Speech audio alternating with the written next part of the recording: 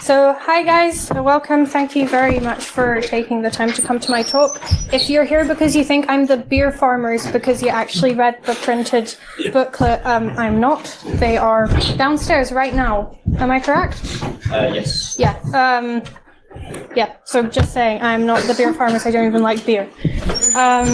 So, my name... Switch it on. That helps. Great. So my name is Helena Lucas. I am a student at Edinburgh Napier University. I am studying computer security or cyber security and forensics. I'm currently on placement in a financial institution, and I used to be on the NESEP committee. Yay. Yay, thanks. The only reason I'm doing this talk is because I am trying to get more Twitter followers than my dad. He is at 1,524, so I need quite a few more, so please follow me. My name is Hella_Look. I do go by Hella rather than Helena sometimes. That's because I'm from Poland, and in Poland that's what people call me. If you are going to try and pronounce it, it's Hella like Hella cool rather than Hella like Hela or Hala or anything like that. Apart from security, I also organized TEDx conferences, and I'm very into TED Talks, etc. So if you want to talk about that, we can chat afterwards. And I also do magic tricks. So I'm going to start off with a disclaimer. I am woefully underqualified to give this talk. I have not done machine learning at university. I did one machine learning project at work, and this is the talk that I wish I had seen before I had said yes to the project, I think. If you have done machine learning at university in an academic environment or at work, go away. This really isn't the talk for you. You're not going to learn anything new, I don't think. So, I did a poll on Twitter. Should I start my Latour to Hack 19 talk with a magic trick? A few people said no. Is anybody who said no in the audience? One. Okay, but most people said yes, so I guess I will start with a magic trick then. I do need a volunteer. You were first. Sorry, you was first. Could you come up here? What's your name? Morelli. Morelli. Sorry, Murray Lai. Murray Lai. Yeah, Lai. L-Y-N-E. Everything's wrong. Big round of applause. I need you to stand here in between these lines, otherwise the camera can't get us. So actually, this is an interactive magic trick, so I need everybody to stand up for this.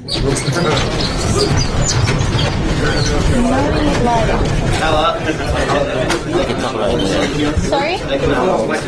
That can I get like a view to the camera? Yeah, so guys, if you think you're standing behind the camera, you just want to sort of part ways slightly, just so Thank you. I'm so sorry about this. I didn't think this through. Yeah, there you go, that's good. Okay, awesome. So now I want everybody to copy Murray, okay? So what I'd like you to do is stick your hands out like this. Like this? Mm-hmm. That includes you, Kinga.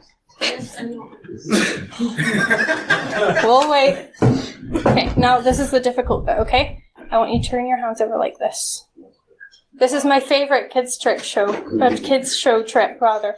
Okay, it's very difficult. Now, very carefully, like this. Yep, perfect. Does everybody have it? Stop waving. This is an important bit. Okay, now when I count to 3, I want you to clasp your fingers like this, okay? But only once I count to 3, okay? Like that. Right. You got it. Okay, so 1, 2, 3. Okay, and now we're going to do the magic, okay? We're going to go abracadabra. I get the... Everybody has to say it. Abracadabra. Thank you. Boom, chicka boom. And now the magic's going to happen. It's the magic trick! Right, big round of applause for Murray. All right. You can take your seat.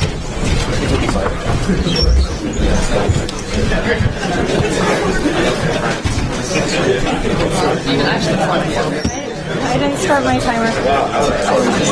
Oh, thanks. This also works at kids' shows. Hi, welcome. Please take a seat. Hi, welcome. Please take a seat. Okay. Yes, thanks, mate. Cool. So let's start with the boring stuff. So, I will preface this with this talk. Thank you for laughing. I also like this. I will start with saying that this talk is mainly aimed at my peers. And one of the questions I get a lot is, how is machine learning actually different from just a really long, complex if statement? And I have to say that it took me quite a while to actually understand it. And in some ways, if you think about it, when you distill it down to the very basics, it is actually still kind of if statements. It's just that they're built up into this nice, big, complex thing, which deals with different kinds of problems. So machine learning is a subset of AI that builds algorithms that allow computers to learn and perform tasks from data instead of being explicitly programmed to do things. So what I'm trying to say here is that what machine learning can do is that it can deal with a probabilistic and stochastic environment, so one that's changing and different. And it can deal with new data well, whereas an if statement has to be told from the very start what it's going to be dealing with. So if we try and think about it and take an example, let's say we've got an if statement that is trying to define whether something is a dog or not, right? If we've got a dog that looks like a regular dog, the if statement could go through asking if it's got 4 legs, if it's got 2 ears, if it is fluffy, that kind of thing. And it will define at the end that it is a dog. But what if we've got a dog that, for example, doesn't fulfill one of those criteria? Maybe it doesn't have an ear or doesn't have a leg. Don't know why I got so dark. But basically, a machine learning algorithm can actually take the dog and compare it to other dogs or look at its features as a whole, and by that define whether it is a dog or not, instead of going through these defined if statements that we would otherwise be using. Now, I am going to take a little bit of time to go through the differences between artificial intelligence, machine learning, and deep learning. AI in general is a term that is misused a lot, but it's a program that can learn, sense, reason, and adapt. Machine learning is an application of AI that focuses on the development of computer programs that can learn from themselves. Now, I want to talk a little bit about deep versus shallow learning as well. And to explain this, I need to just quickly go over what features are. So when we've got a data set, for example, data set of dogs, features will be things like ears, or number of ears, or number of legs, or fluffiness scale, etc. So in shallow learning, we need domain experts, so in security, people like us, to determine which features in a dataset are important. In deep learning, and this is out of scope of this talk, and it's a little more complex, and I completely do not understand it, the program itself determines what's important and which features it's going to use. So this is a very simplified graph. In real life, it actually looks a little more like this, but we're not going to go into that because we don't have to. So, one drunken any-sec night out, my friend Gordon said something like this. I don't understand unsupervised machine learning. Can't you just use the supervisor that the supervised machine learning uses to supervise the unsupervised machine learning? The short answer to that is, well, no. However, this is an important distinction. So supervised learning requires training on a large labeled data set. So whenever you have, let's say, network connections, you will have labeled malicious ones and labeled non-malicious ones. And whenever you run your machine learning model, you let the algorithm sort the data, look at the labels, and give the model feedback so that it can get better about whether it's classifying it in the right way. This would be in a specific case of classification, but in general, you get the idea. You need labels. And 2 examples of supervised learning would be classification and regression, where classification, you're trying to determine if something, for example, is a dog or not. And in regression, you are going to try and predict a continuous variable. So, for example, a number, square feet of a house. We'll go into this later. Hi, come in, please. For Unsupervised learning, on the other hand, does not require labeled data. At a higher level, it will look at how similar things are and to each other and use this measure to group them together in certain ways. The differences between different unsupervised machine learning methods is how they define the similarity and how they group the things. So there's three main types of unsupervised learning. There's clustering, and it works for finding inherent groups in data. There's association, where you want to discover rules. For example, people who click on X will also do Y. I realize I said 3, I meant 2, I can't count. You don't need maths for machine learning. You do, actually. So I'm going to point you guys to this brilliant cheat sheet. This is for scikit-learn, which is a Python library, which is great for machine learning. You just import something and everything works.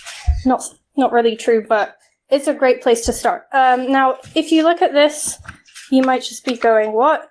I will go through all the different components, and we will start with regression. Does this have a... Whoa. What I'm trying to do is have a laser pointer. Yes, okay, brilliant. So, given 1,000 hooses, because we're in Edinburgh, you can plot them on a graph, right? Where we've got, I got this wrong last time, we've got the price on the x-axis and the square feet on the y-axis. I can tell x from y. Basically, what you can do in regression is you can try and fit a line to determine what the usual price of a house with a certain square footage would be, depending on other houses already in the given area. Now, this is a very simplistic example because you're only using 2 dimensions. Usually you would be doing this in 3 dimensions or 4 dimensions or 5, but don't think about that too much because it hurts your brain. And in regression, we also need to think about overfitting. Now, basically, I'm stepping over the line. Basically, when you're building a machine learning model, you need to make sure that it's going to work for new data. So if, for example, we go back to this example, and we draw a line that instead of going straight like this kind of went up and down and fit every single little data point, we would end up with an inaccurate result whenever we're trying to find a new price for a house of a certain square footage. And you can see this here. So if you underfit it, your results aren't meaningful at all. If you fit it well, you're going to get it just right. And if you overfit it, well, you're not going to get any meaningful results in the end. And I have a meme for this. I'll just let you read it and not laugh. Great. Okay, so let's keep on going with the graph. The next thing is classification, which is a supervised learning approach in which the computer program learns from labeled data and uses this to classify a new observation. So it could be by class, it could be multi-class, so it could be saying, is this a dog or not? It could be saying, what type of dog is this? I really like dogs. Now, why would we use classification? It actually has loads and loads of use cases for machine learning. You can, for example, classify things as malicious or not, as, malware or not, as phishing or not, as spam or not spam, which is called ham. This is a scientific term. And the issue with classification is finding good labeled data sets, because that is difficult. And I have another meme. I really like this one. Right. The next one we'll get into is clustering. It's an unsupervised learning method which is used as a process to find meaningful structure or groupings in a set of data. It uses similarity or dissimilarity to put things into categories. Sorry, not categories, into groups. You can use this for explorative analysis. So whenever you've got a data set that you don't know much about and you want to figure out what kind of data is in the data set, you can use clustering to put it into different groups and learn from your data. Finding possible partitions is all about defining how you measure how similar things are. And clustering can also be used in security and other domains, of course, to find outliers. So if you've got, for example, three groups like this, you could say that these two are outliers, which is really useful in anomaly detection, which we will get into later. Now, the last thing is dimensionality reduction. And please come in. Dimensionality reduction is the process of reducing the number of random variables in a dataset. So whenever you've got a, let's go back to the dog example, you've got a dataset of dogs and you've got lots of different features. You might have features that aren't useful for the problem that you're trying to solve. So for example, you might have the owner's name, and what you're trying to determine is whether the dog is of a certain breed. That feature is obviously not really going to inform your data, your machine learning model whatsoever. So you can just get rid of it. So dimensionality reduction is very useful for excluding or influencing the excluding or reducing the influence of this irrelevant data on your machine learning model. And this is important because of the curse of dimensionality, which you have to say like that in your head every time. So machine learning excels at analyzing data across multiple dimensions. Humans really struggle to even think about more than like 4 or 5. Hi, please come in, take a seat. However, the more dimensions you have and the more space you need to store the data. This means that the more dimensions you have, the more data you need to actually make a meaningful machine learning model. So dimensionality reduction is really important because the data sets that you're going to be working with are usually going to be, are always going to be finite in the amount of data you actually have. So if you've got loads and loads of dimensions, all of which you think are useful, you're going to need a lot of data to actually solve your problems. So let's talk about machine learning use cases for security. One thing I'll mention here is that machine learning is not easy.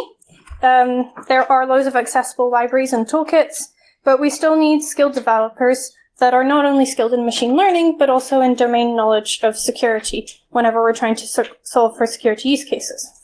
Machine learning and security is broadly divided into pattern recognition and anomaly detection. They're easy to conflate, but they have different goals. In pattern recognition, we try to detect, and I really should have these there. We try to detect characteristics in data, and these characteristics can be used to teach an algorithm to recognize data that is similar and has similar characteristics. Anomaly detection, on the other hand, tries to baseline normal, find a statistical average of the data that is normal, and find deviations from that in order to inform a model about possibly bad things happening in security. Now, the list I have up there, IDS, intrusion detection systems, are a place where we will often use machine learning. For malware analysis, you can often use machine learning to group malware into certain types. For spam and phishing detection, you can use a categorization model to define whether something is spam or ham or phishing or not phishing. And for domain generation algorithm generated domain detection, machine learning is also really useful for that.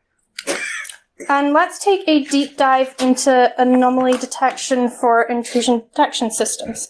I will mention that a lot of these examples are taken from this book right there, and I will give you a list of references later on.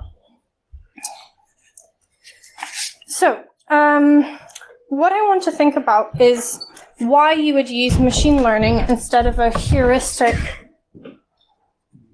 system and model in the first place. So, let's say we're building an IDS and we've got a bunch of rules that we need to write. So let's say we've got a database and we've got a bunch of users, and they will need to query the database a certain amount of times per day. And we think that an attacker, this is our threat model, will be querying the database a lot because they want to get all of the data out of the database and they don't know how to select star. So let's say we write a rule that says users will usually query the database 10 times a day, and if they query it more than 10 times, that is an anomaly. So each time a user queries the database, maybe we'll run an isAnomaly function with the user ID as the I don't do software engineering very well, do I? With the user ID as the key, and we'll figure out whether the query is an anomaly or not. However, obviously, this makes us ask lots of questions, like, how do we set the threshold? Is 10 a good number?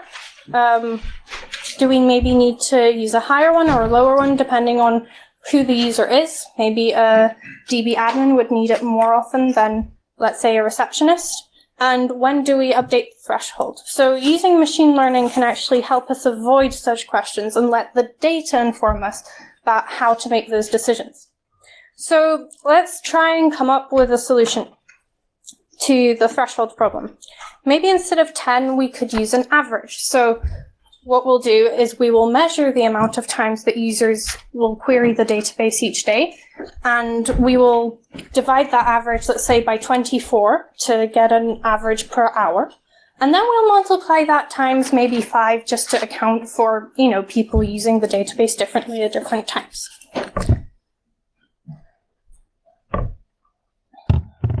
Then, once we've got that, we still need to account for certain things, like the roles, for example. So maybe we need to say that a data analyst will need to query the database more times than the receptionist. Don't know why I'm picking on him. And then we might need to take into account things like weekends, holidays, etc. Now, although this is still heuristics, you kind of begin to see why we need machine learning in these situations, because this is getting more and more complex. And obviously this is just one little use case. And usually we're dealing with huge systems and, big or even small companies where we need to define these things for lots and lots of different users and lots of different situations. So you can see that the updating of the average would be this machine learning anomaly detect, or the hourly threshold update would be this continuous training process that machine learning uses.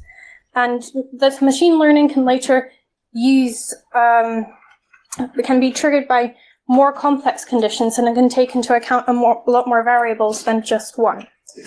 Also, we can talk about, for example, not using the average in the first place. We could, for example, start using things like the mean, because that accounts for outliers, etc. So, whenever we're building anomaly detection systems for an intrusion detection system, we need to fulfill certain objectives. Now, our first and probably most important objective is going to be a low false positives and false negatives. Now, a false positive would be a alert that comes up and says, this is anomalous, when actually it's fine, and it isn't. And a false negative, probably a little worse, is whenever something comes through, is an anomaly, is malicious, and we just don't alert on it at all. Now, it's very difficult to get a balance of these things, because it's difficult to baseline normal, and alerts could be fired and be false alarms a lot. Now, if we generate lots and lots of false positives, we could say, well, at least we're not having any false negatives, but it deteriorates our trust in the system, and analysts won't take the alerts seriously from a human level, and also the volume of them that we generate could be so large that we don't actually ever get to analyze them at all. Trust in the system is really, really important in these situations.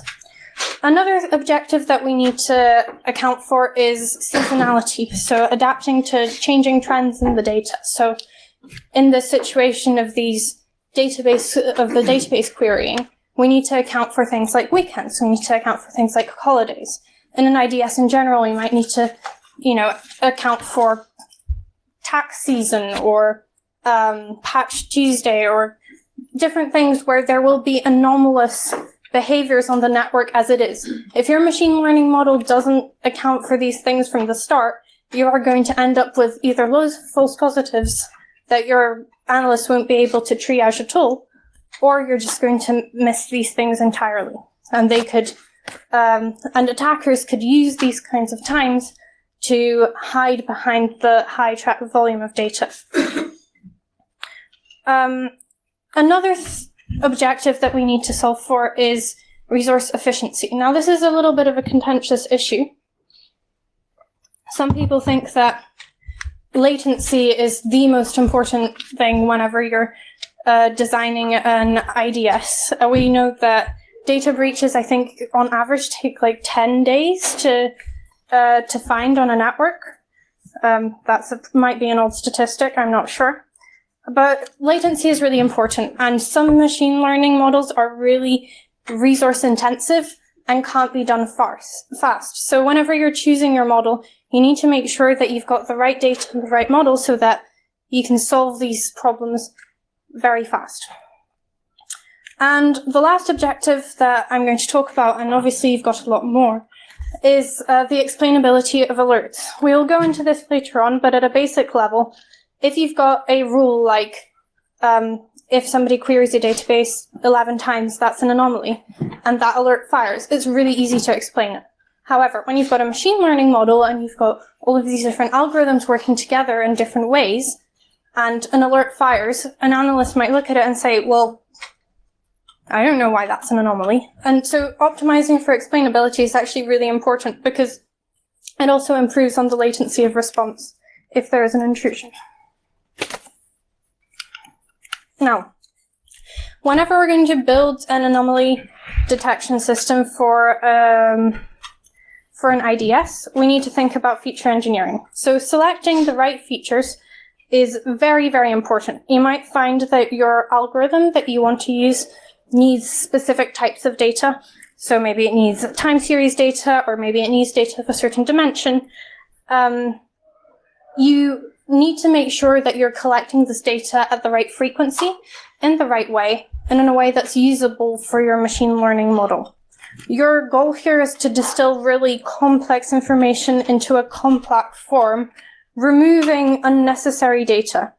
So the relevancy of your metrics is actually really important when you're building your machine learning model, and you need to take a lot of time to make sure that once you've got a data set, you clean it up correctly so that you can build a good model. Now, at this point, I will also mention one other thing, which is the difficulty of getting data for these problems. So there are a few data sets available online that are open source that you can just download and work with. However, I think there's only kind of one newish one. This is specifically for IDS, but for other security problems as well. There's a few that are also kind of 20 years old from DARPA, but in general, like, you need to, if you're building a machine learning model to actually work in a security environment in, let's say, some kind of company or your home network, if you're really paranoid, then you need to work with the data that is actually going to be available whenever you're using the model. So it is kind of an issue here and a trade-off that if you want this to be, I don't know, marketed as a startup and sold to some company, you will need to get that company's data. And that's usually kind of difficult to get. Personally, I think the best way is to go and work for a company that will let you do this kind of stuff. But that's just me. So once you've got your data, your features, you need to do the machine learning. And there is no one-size-fits-all solution to this. You will likely have to experiment a lot and explore lots of different models to actually select the one that is going to solve your problem best. You need to account for whether there is anomalies in your data or not, for example. If there aren't any anomalies in your data and you know this, your task is actually a little different. What you're going to try and do is novelty detection. So you will be using models that define normalcy and then will be able to see whenever there is an anomaly from that. If there are already anomalies in your data and you know this, then you will be doing outlier detection. So you will be trying to look for outliers. So you could, for example, use these clustering algorithms and try and find the outliers on your own. You might be in a situation where you don't know if your data has anomalies or not, in which case you're probably best off just assuming there are and working from that assumption, and then if you can't find any, you can change. But This process is not easy, and it will take ages, but you might get there in the end. Now, challenges in anomaly detection. The cost of error in this specific situation is huge. Misclassification of an anomaly can cause a crippling breach, thousands, millions of pounds lost for your company. Raising false positive alerts all the time can have a less drastic impact, but could also mean that your analysts will become fatigued with the amount of alerts that they are getting. And in general, it could degrade, again, the trust in your system. Somebody's alarm clock's going off. That's good. Please do wake up.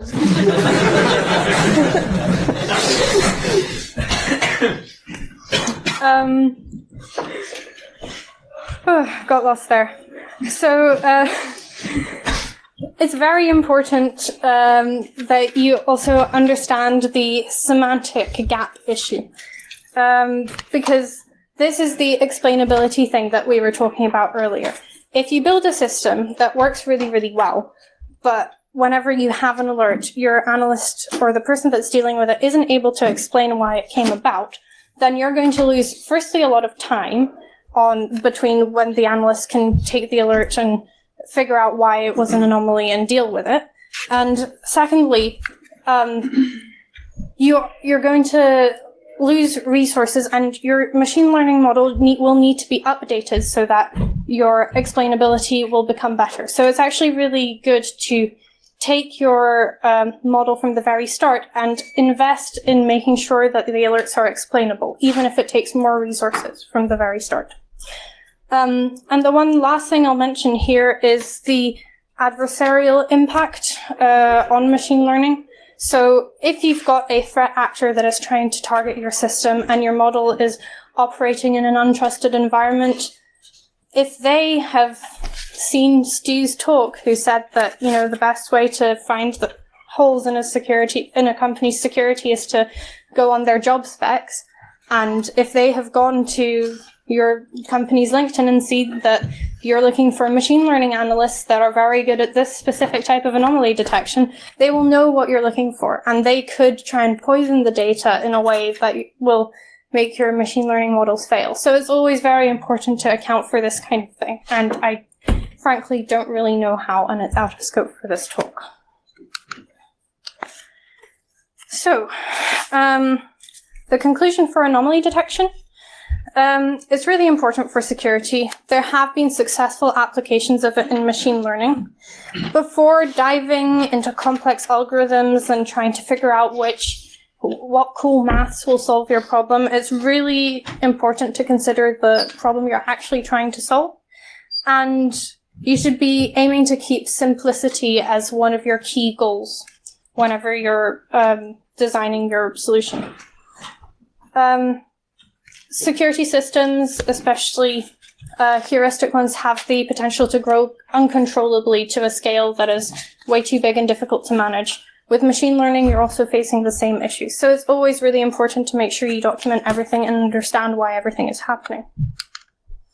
So, why do we need machine learning in security in general? And I think some people might actually not agree with me and might say that you actually don't need it. And security has kind of been working for a few years without it. But in general, because machine learning performs well in a stochastic environment, it can help us efficiently identify threats. It can adapt to new behaviors, and it is much better than humans at analyzing large data sets with new information coming in all the time. Let's also address the issue of machine learning replacing human analysts at all, in general. I don't think that this is going to be a problem. I think that as we get more machine learning, we're just going to hire more machine learning developers. Obviously, I think maybe in a SOC, maybe some analysis isn't going to be necessary in the long term. However, I think that most of the applications that I've seen personally and the ones that I've read about are actually just getting rid of the boring stuff that analysts need to do. So I don't think that it is going to completely replace the security community. However, you know, I might have to eat my words one day. So, I'm coming to the end of my talk. I think it's gone a lot quicker than I expected. Oh well. So, let's talk about learning more. So, the way that I started learning about this was doing this course here, which is on Pluralsight. Pluralsight is, I think you can get 1 or 3 months for free, but you do have to pay for it after that. This is not the only course that's available online. There's absolutely tons. I do recommend doing one if you don't have the opportunity to go and take one of these courses at university, for example. The machine learning course on Coursera from Stanford is apparently the best one ever, but they use MATLAB, so I was like, no.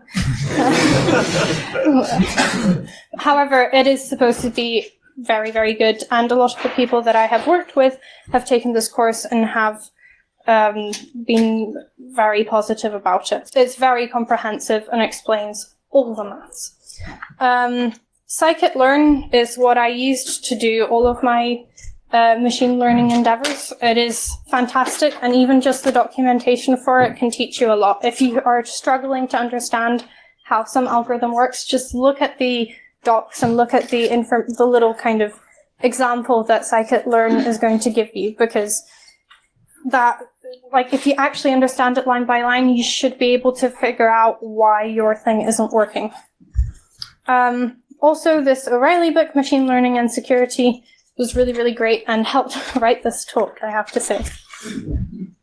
So, lastly, machine learning is really difficult.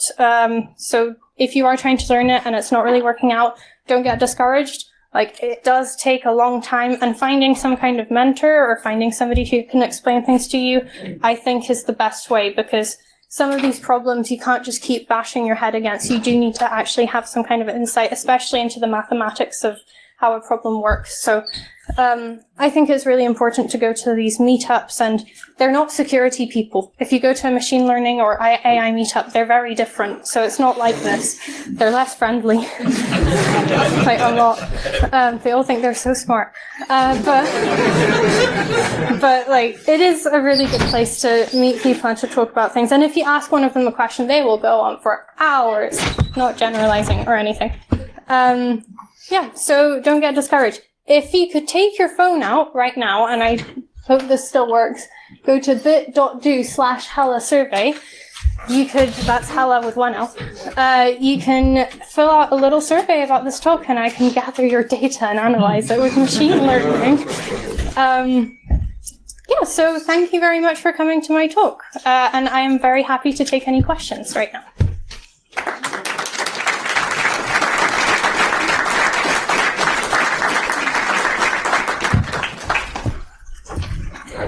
So I have done machine learning before, and I did learn a lot, so thank you very much. Okay, the question was that, sorry, I'm just repeating it for the microphone, that machine learning does teach you a lot. But yeah, I absolutely agree. Yeah. So I was curious, I mean, when you've done machine learning, have you done it for industry or academically, or? So the question is whether I did machine learning for industry or academically. So I'm currently on placement in a bank, and one of my projects that I undertook during my placement was a kind of proof of concept machine learning project, which I'm not really allowed to go into detail about because. Okay, well, the question is tricky then. Because I was interested to know if you started like from the kid, like scikit-learn and stuff like that, or did you consider any kind of existing products out there that package the machine learning inside? Okay, so I can't, so for me personally, I was given the project from kind of a higher level, so I didn't really get to choose. I can't comment on what happens in the company I work for. However, in general, in the industry, I have definitely seen a lot of criticism of different kind of machine learning security products. And kind of the approach that I've seen has been that because they need so much fine tuning, and because data in a big company is so different across different companies, you might actually find that they don't work very well. But that's just talking to a few people. That isn't a representative data set whatsoever. So, I wouldn't take this at face value. Is machine learning and security applications actually machine learning? Like I know, like Darktrace, like they're like mad AI crap.